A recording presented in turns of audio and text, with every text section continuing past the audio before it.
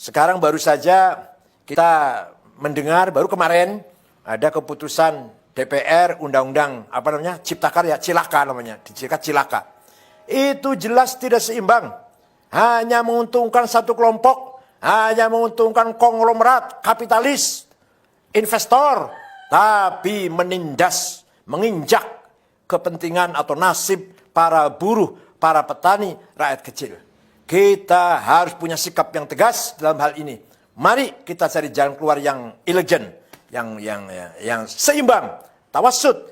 Kepentingan konglomerat ya harus kita jamin, keselamatannya, kepentingannya, tapi buruh dan rakyat kecil pun harus kita jamin.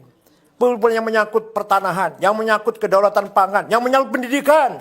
Pendidikan dianggap lembaga, pendidikan dianggap kayak perusahaan, seperti perusahaan. Ini tidak benar. Kita harus melakukan review, harus melakukan minta ditinjau ulang, tapi dengan cara elegan. Jangan cara anarkis, tidak. Dengan cara elegan, kita harus bersuara demi warga NU, demi NU, demi wasatiyah, al-istimaiyah, moderasi dalam membangun masyarakat yang moderat. Tidak boleh mengorbankan rakyat kecil. Undang-Undang Dasar 45 yang masih jauh panggang dari api, apa istilahnya gitu ya, jauh panggang dari api, yang masih jauh dari implementasi. Undang-Undang Dasar 45 nomor 33 itu hanya tulisan di atas kertas.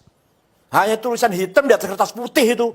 Dicetak berulang-ulang, disebarkan jutaan lembar, jutaan eksemplar. Tapi tidak pernah diimplementasikan. Bahwa kekayaan Indonesia ini kan alam ini untuk seluruh rakyat Indonesia. Apa itu sudah terimplementasi? Sudah terrealisasi? Sama sekali tidak. Sama sekali tidak. Bahkan yang kaya semakin kaya, yang miskin semakin miskin.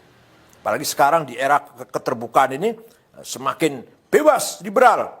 Yang diikuti oleh sistem liberal kapitalis. Ini semakin betul-betul nasib rakyat kecil, orang kecil semakin tertindas. Kalau lagi pilkada, lagi pileg, lagi pilpres, suaranya dibutuhkan. Rakyat kecil suaranya dibutuhkan. Tapi kalau sudah selesai, ditinggal. Mending kalau hanya ditinggal. Iya kalau ditinggal, didoni meneh. Diludahin. Mending kalau hanya diludahin, diinjak lagi. Jadi, Undang-Undang Pasal nomor 33, Undang 45 Pasal 33 itu hanya tulisan di atas kertas. Hanya tulisan di atas kertas. Allah Subhanahu wa Ta'ala telah memberikan kekayaan alam Indonesia ini disediakan untuk mensejahterakan semua rakyat. Dan itu cukup. 260 juta orang ini cukup sejahtera kalau betul-betul dikelola dengan adil, dengan merata. Tambang coba, ada tambang gas, minyak, batu bara, boksit, mening, bahkan emas, bahkan berlian, bahkan nikel, apalagi lithium apa namanya lah. Banyak sekali tambang, cukup untuk mensejahterakan perutnya, mengenyangkan perutnya 200 juta orang. Belum pula kekayaan hutan, belum kekayaan laut yang luar biasa di Indonesia ini. Bukan hanya ikan, tapi juga hal-hal yang berharga yang ada dalam laut kita, harga yang sangat bernilai. Itu semua hanya menguntungkan segelintir orang, menguntungkan segelintir jumlah orang. Bayangkan, katanya, saya ini belum membuktikan, katanya kekayaan orang 4 konglomerat sama dengan 100 juta rakyat. Ya ini kan, kalau ya benar ini, innalillahi wa inna ilaihi raji'un. Coba kita lihat orang kaya orang 50 konglomerat yang kaya ini. Apa ada orang NU? Satu pun tidak ada. Ini berarti kan tidak ada pemerataan sama sekali.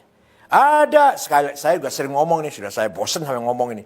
Ada pengusaha yang menguasai 5 juta hektar. Tapi warga NU di desa 1 meter aja, 1 jengkal aja nggak punya. Para petani kita. Ini jelas sekali tidak membangun keseimbangan. Saya tidak anti konglomerat. Tapi konglomerat harus melakukan reformasi cara berpikir. Harus menjadikan kelas menengah dijadikan mitra. Bukan dijadikan bawahannya. Kelas menengah harus menganggap mitra bagi kelas kecil. Kelas kecil harus merangkul buruh tani, rakyat kecil. Fuqara wal masakin, syagholin, ummal, buruh kecil. Itu harus selalu bergandengan tangan. Tidak boleh konglomerat menganggap kelas menengah itu bawahannya atau sapi perahannya.